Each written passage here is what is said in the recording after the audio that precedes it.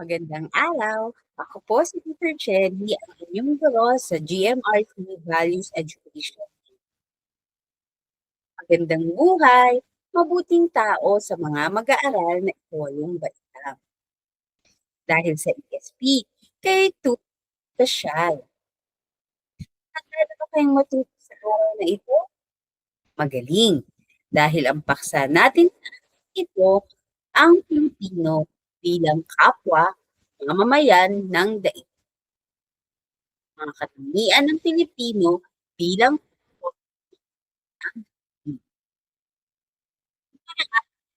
mga Pilipino sa pagkalinga sa kapwa at pagtaguyod ng pandaigdigang kaisa tungo sa kabutihang panlahat.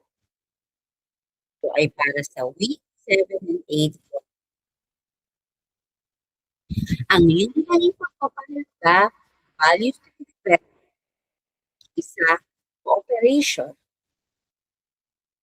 Narito ang mga at nakapagsasanay sa pamamagitan ng wastong dahil kung may pagkakataon o pagkakataon sa mga pandaigdigang gawain na nagsusulong ihang kaluhan.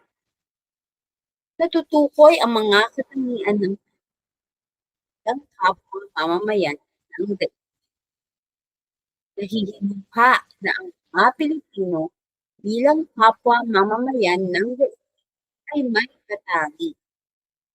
tanging paraan ng pagkalinga sa kapwa sa kabila ng pagkaiba-iba ng lahat ay kakayahang makikiisa sa mga pandaigdigang gawain tulong na ipapakita ang mga katangian ng Pilipino bilang kapwa mamamayan. Narito ang mga katangian ng Pilipino bilang kapwa mamamayan ng daigdig.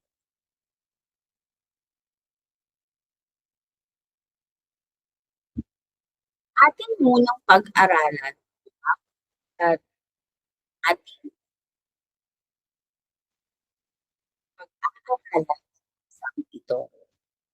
Mamamayan ng mundo, balsik, taong may sa kakaunang mas malawak na karapatan, mga kalayaan at pribilehiyo na kinikinala sa bawat indibidwal sa ilalim ng batas. Ang mga tulad ng karapatang legal, tulad ng karapatang mga ito ay mahalaga upang seguridad at kalayaan at ang panlipunan. Tumutukoy sa pagkakapantay-pantay at makatarungang pamamahagi ng yaman, pagkakataon, at mga pribilehiyo sa loob ng isang komunidad. Ito ay naglalayong pansin ang mga ng at pagkakain sa kalagayan ng tao at kasalukuyan. Iba pa kultura. Tumutukoy sa kabuuan, iniwala, sining, gas, at pang-anyo ng kaalaman at kritik na naglalarawan sa isang partikular na grupo o lipunan.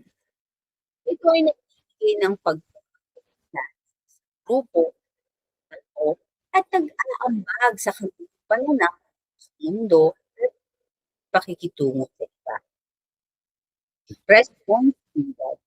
Tumutukoy sa pagpipili o pagkakasyon ng isang tao na pagsagawa ng isang partikular na gawain o mag-asikaso ng isang bagay.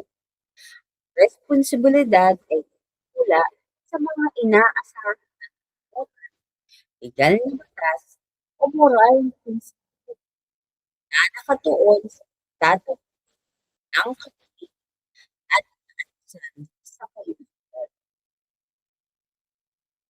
Ang pangdaigdigang pagkamamamayan, ang pagkilala at pagtanggap sa isa't lahat ng tao ay may magkakaunawaan.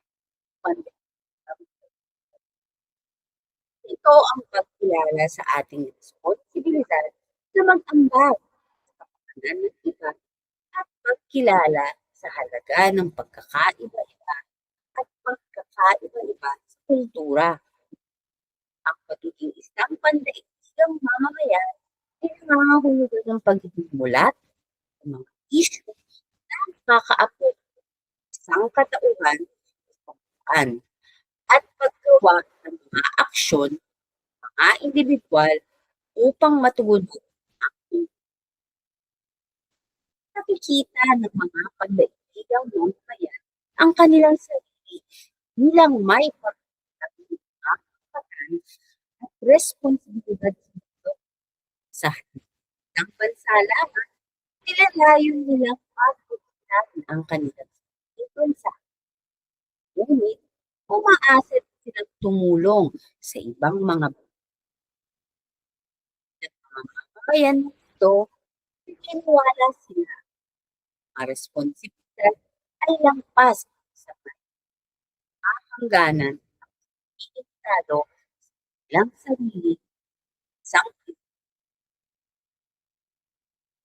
narito naman ang natataming paraan ng kapitbo sa pagkalina sa pagtatupad ng pangdaigdigang pagkakasa tungo sa kabutihan bilang isang tao na nakakawas nire-respeto at pinahahalagahan at umamon sa kawalan ng katarungan at kilos sa mga personal na pagkukuhaan. Bilang mga pandaigdigang mamamayan, meron tayong na mas maunawaan ito sa labas ng ating sariling mga hangganan at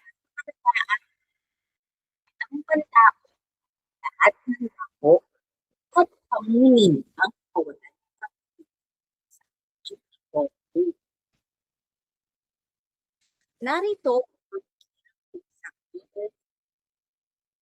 ang kilos upang mapabuti ang kondisyon sa pamamagitan ng volunteerismo at serbisyo. Ikalawa, hinahamon ang kawalan ng katarungan. Ikatlo, nakikibahagi sa sibitong tungkulin. Ikaapat, nagtatatag ng mga layunin para sa pagkuha ng kaalaman. Ikalima, sinusuri ang epektibong aksyon upang mas mapabuti ang aksyon sa ginagawa. Ikaanim, tulong sa iba ng pamayanan at ito. Ito, inaako ang responsibilidad para sa mga aksyon. Narito naman ang mga katangiang Pilipino at epekto nito sa pamamagitan ng pag-aalala. Nagpapatuloy ng paggalang sa mga nakatatanda sa pamumuhay, awtoridad at iba pang salita. Dalawa, masipag. Pinahahalagahan natin ang pagsigap at tiyaga sa paggamit ng ating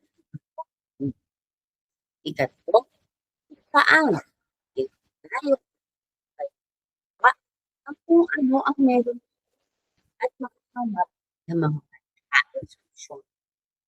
Kalima, kaya nagtutulungan tayo at gumagawa ng sama-sama para sa kabutihang bansa.